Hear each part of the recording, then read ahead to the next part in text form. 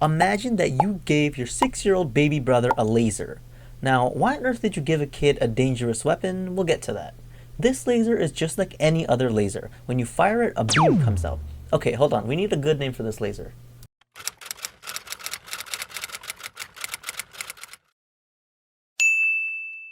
Okay, so the difference between any old laser and the Raycaster is that when the kid fires it and the laser beam comes out, it tells us the name of the object that it hit. It actually tells us 5 different things, but we'll get to that later. Now, if we gave our baby brother a laser that's not the Raycaster, well, things could end badly. But this Raycaster is safe, as it doesn't incinerate objects. But later on, I'm going to teach you guys how to make the Raycaster incinerate monkeys on a trampoline. For scientific purposes. Okay, back to the Raycaster. Your baby brother can shoot the Raycaster wherever he wants. He could even shoot it at you. And one of the things that it tells you is what the object is. So, if he fires it at a tree, it will tell us whichever part of the tree that it hit. This could be like the leaves on the tree, or the stump. If it's fired at a wall, it will tell us that it hit a wall.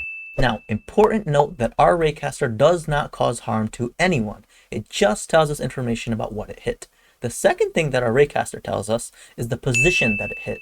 So, if we fire at the noob, it will tell us what part of the noob that it hit, and it will also tell us the exact position that it touched the noob at. For example, if the laser from the Raycaster touched the noob's forehead, then it will tell us the position of the forehead. Okay, now let's say that your baby brother tried to shoot the laser at the strong noob here, but his friend Bob got in the way, because he thought that the Raycaster was deadly.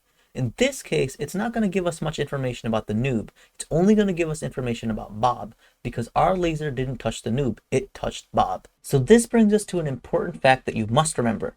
The laser only cares about the first thing that it hit. It does not care that we try to hit a noob, it only cares about the thing that it actually hit. It's like how all of us want happiness, but life doesn't care that we want happiness. Our actions, however, can bring us happiness, but we have to do stuff that makes us happy in order to get happiness. It's like happiness is a noob, our actions are Bob, and life is a laser.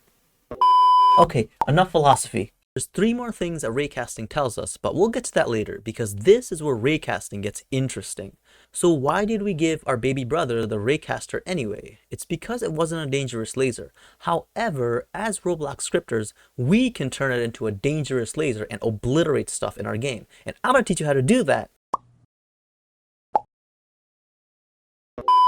But first, let's replace the Raycaster with a point. This is where the laser starts, and it's called the ray origin. In our case, the Raycaster's position was the ray origin. That's where the laser started. And let's also pretend that the laser is invisible. This is what raycasting really is. Now, let's bring this into Roblox and begin our world annihilation. Okay, so the first thing that we need is a ray origin. Remember that this is where the laser starts. I'm going to find a laser in the toolbox and we'll work with it. Alright, so I've also removed everything that's a script because I'm going to be the one scripting it. And now we can start scripting, so add a script into your laser. The first thing that we need is the variable that represents our lasers. So I've said that local dangerous laser is equal to script.parent.parent, which is this thing right here. And the next thing that we need is the tool.activated event, which basically says whenever someone tries to use this laser, do whatever is between this function and this end. And now we can actually raycast. So the first thing that we need is the ray origin. So what is the ray origin? Think about where does the raycasting begin? I think it's going to begin at this point right here. So I've taken an attachment and I'm going to place it right here. So this is the ray origin. This is where the raycasting will begin. And I'm also going to name this ray origin so I don't forget. So I've defined a variable called ray origin, and this is basically the position of the attachment that we made. So this is the position of the ray origin, which is also this thing. So that's the origin. It's the position of the raycaster. Now we need a ray direction. So ask yourself, which direction will we be shooting the laser? Well, the laser should be shot to the place where we click. So let's think about this for a second. Imagine that the player clicks over here and the position is 555. Well, that's the position, but that's not the direction the laser is going to go. That 555 is a vector that goes from the origin to 555. The direction, however, is a vector that goes from the laser to 555. And to find the direction, we would take the position and subtract it from the laser's position. That will give us a vector that points from the laser to the destination. Now, we want this laser to be really large. I mean, do you want a small puny laser in your game? No, we want a really good laser that has the accuracy of a 7.62 times 51 millimeter NATO .308 Winchester. So we'll get the difference between the mouse position and the ray origin. Then we'll make it really, really small. Then we'll make it really, really big. And in turn, that will make it really, really accurate. So that's basically saying make the laser go 500 studs away from the ray origin to the place we clicked. Now I've also set up a remote function to get the mouse position, which is this thing right here. And I set it up using a local script, and it's basically just saying whenever a script tries to do an invoke client, then tell that script the position of the mouse. So this invoke client line right here, it's basically just giving us the mouse position. And now all we have to do to fire the laser is call workspace raycast, and all this is doing is sending an invisible laser from the ray origin to the direction that we want to fire. And remember that raycasting tells us the object that the laser hit and the position, so we can just print those things. It's the raycast result.instance and raycast result.position. And after you play the game, you'll see that once you use the laser, it prints the object that was hit as well as the position. And I can do it to the hwacha right here. So if I want this wheel, I'm just going to be really careful. I'm going to click it. Boom, I got the wheel. I can click on this wheel. Boom, wheel. I can click on anything in the hwacha.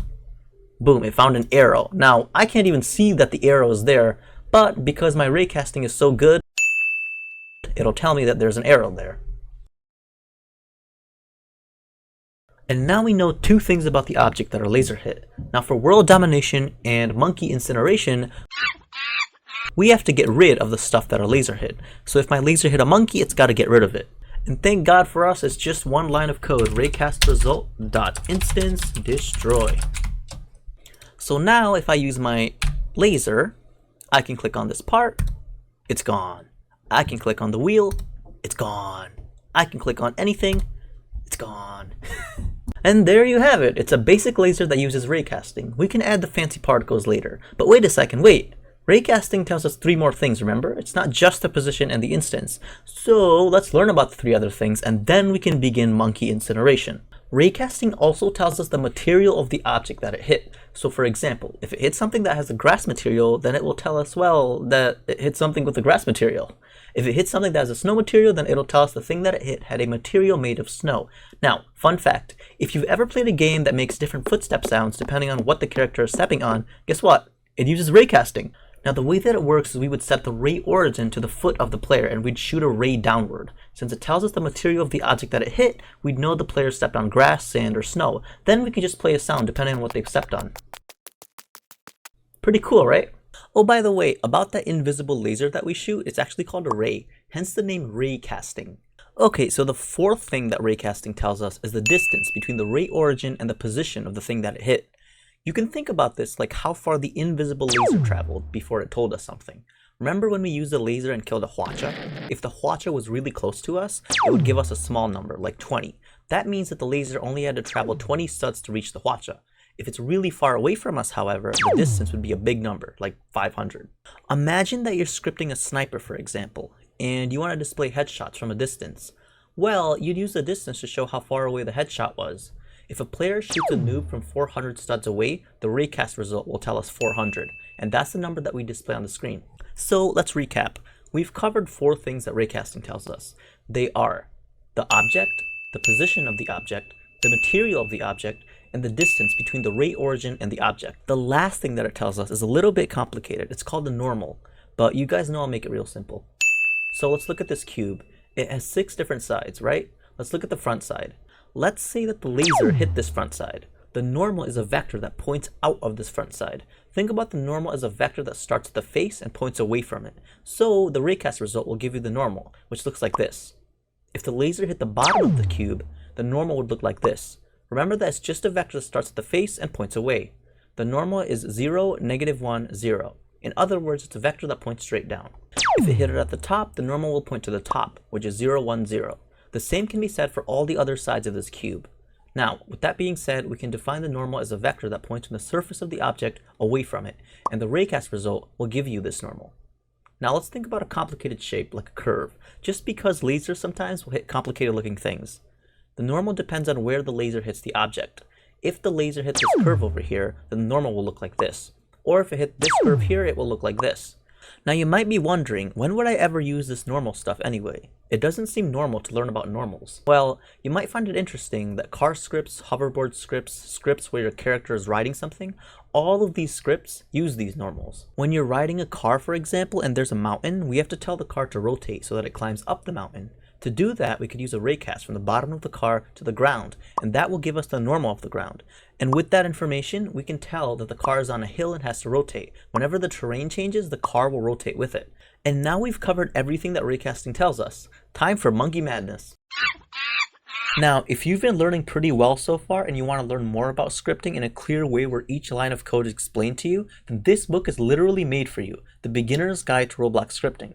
This book will teach you Roblox scripting from the very beginning, and by the end, you'll know so much that you'll be able to create your own admin commands and understand all of the code in it. If you're interested, there's a link in the description of this video, or you can go on Twitter and look for my pinned post. If you buy the physical copy and send me a picture on Twitter within 6 months of this video being uploaded, I will give you a surprise. Let's add a highlight effect so that instead of the object disappearing, it'll have a cool effect to it.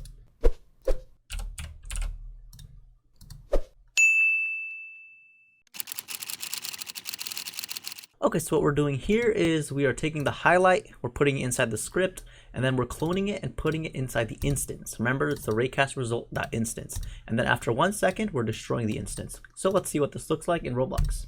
Okay, so I have my laser, and now if I click on something, it gets highlighted. Boom, boom, and destroyed. It's being incinerated. One by one, I can incinerate anything that I want. Like this part right here, bam, it's gone. Bam, it's gone. Bam, oh, bam. Okay, that's gone. Bam, come on.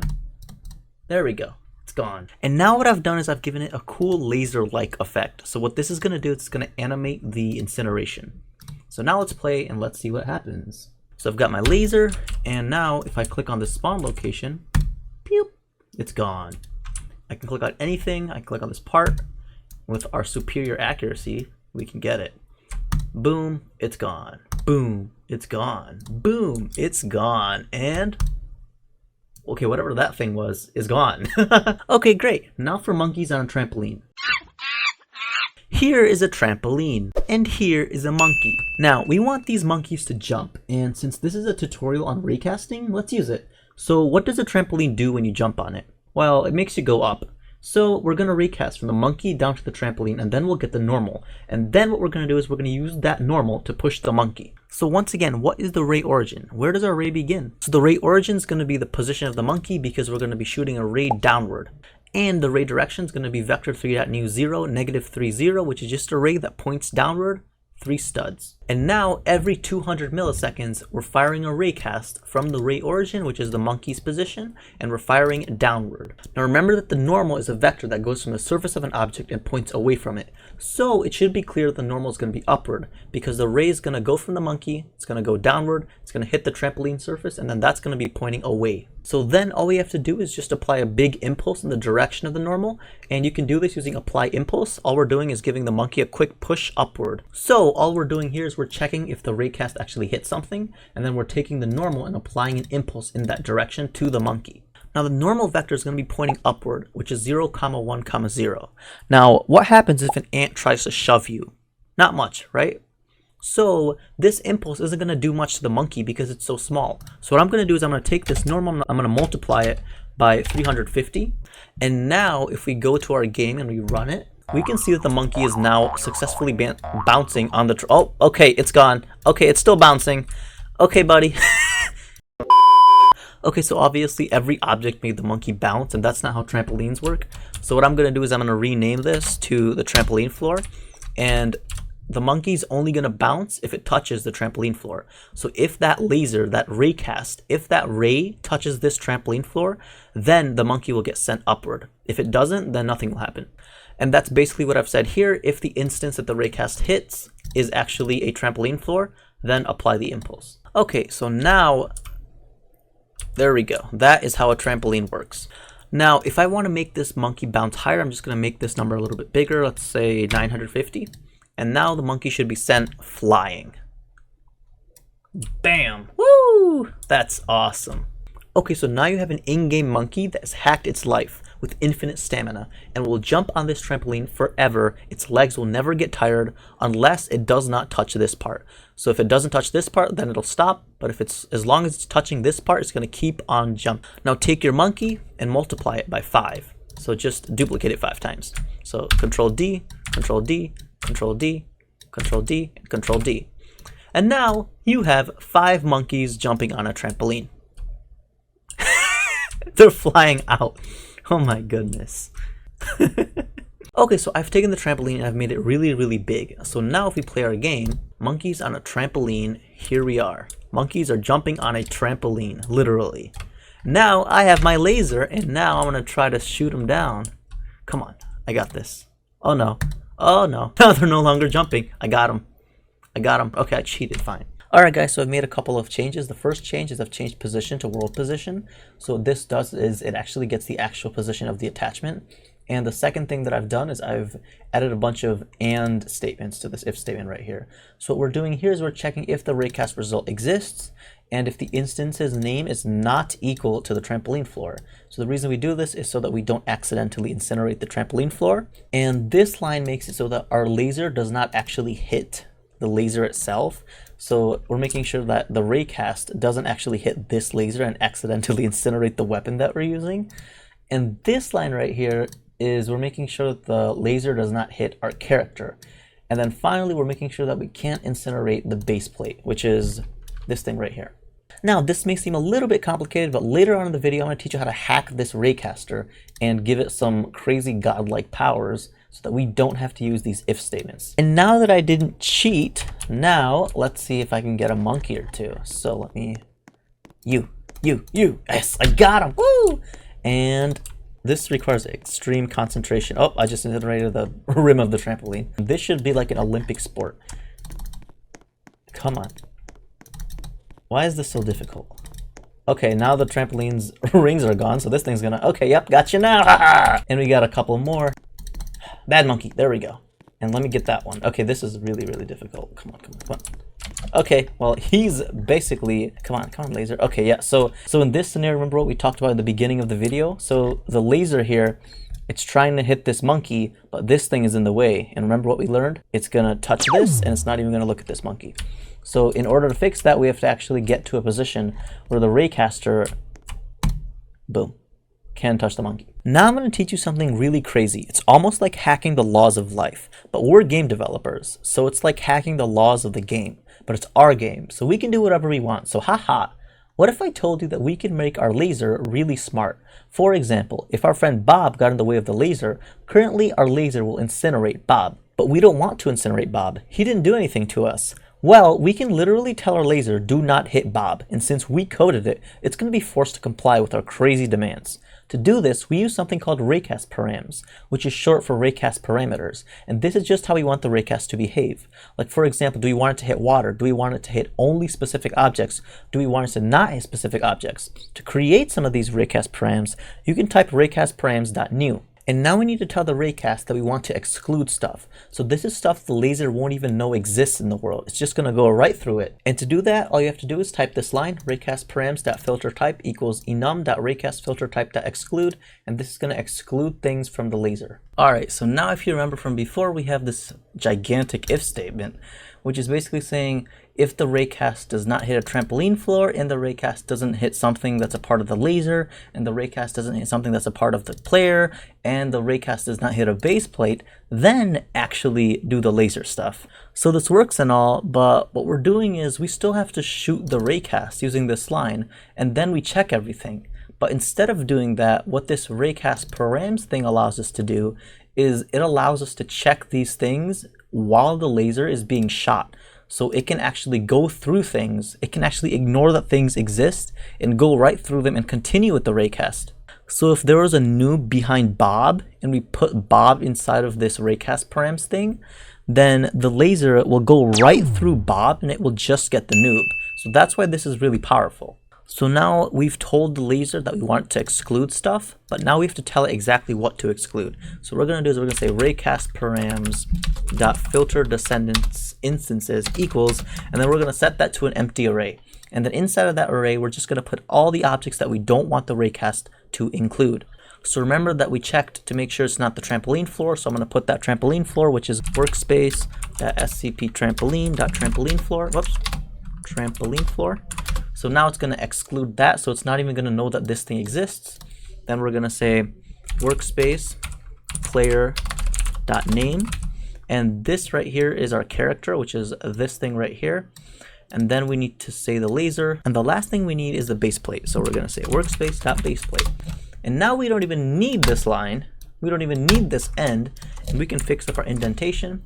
We can get rid of these spaces. So once again, all we're doing is we're saying we want to exclude these things, and if the Raycast stumbles across any of these things, then it's just going to go right through them. And now we have to actually take this Raycast params and bind it to the Raycast result. So to do that, you just take this Raycast result line, put it right there, and then we're just going to make a comma, Raycast params.